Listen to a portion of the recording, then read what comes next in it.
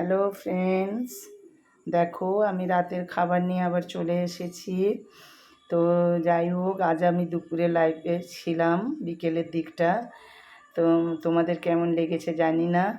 যাই হোক, বলো কমেন্ট করে অবশ্যই কেমন লেগেছে। আর এই রাতের খাবার নিয়ে চলে এসেছি বন্ধুরা। ইভিনিংয়ে তো কিছু আজকে নাস্তা স্ন্যাক্স করতে পারি না, সরি ব্রেকফাস্ট বললাম। তো স্ন্যাক্স করতে পারি না, যার জন্য দেখাই না। যাই হোক, একদম রাতের খাবারে চলে এসেছি। এই দেখো, হোম ডেলিভারি একজনের, যে বয়স্ক মানুষ, ওনার যাবে আজকে। ওনার তো আজ নিরামিষ। ভাত, এই ডাল আর পনিরের তরকারি সেবেলা দিয়েছি, দুবেলাই উনি খান। আর আজকের একটু আলু মাখা খাবে বলল। তো বড়িও ভেজে দিয়েছি। এটা মশলা বড়ি, আমি বাড়িতেই তৈরি করি এই বড়িটা, মশলা বড়ি। আর এই যে ওই যে পোস্তর মতন করেছিলাম ওই সবজি, এটাই ওনার খাবারে আজকের যাবে। এবং আর একজন রাতের খাবার নেয়, উনি কয়েকদিনের জন্যই নিচ্ছে।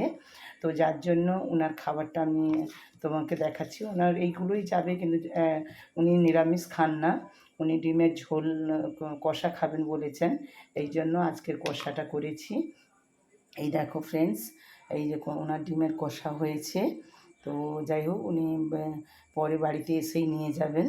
তো যাই হোক, এই বলে আমি এখন বর্তমান রাখছি। এটাই বাড়িরও খাবার হয়ে যাবে সব রকম করে। তো অবশ্যই কমেন্ট করে জানিও আমার খাবারটা কেমন লেগেছে তোমাদের। তোমরাও রাত্রে কেমন কী খাচ্ছ। এই বলে আমি এখন রাখছি।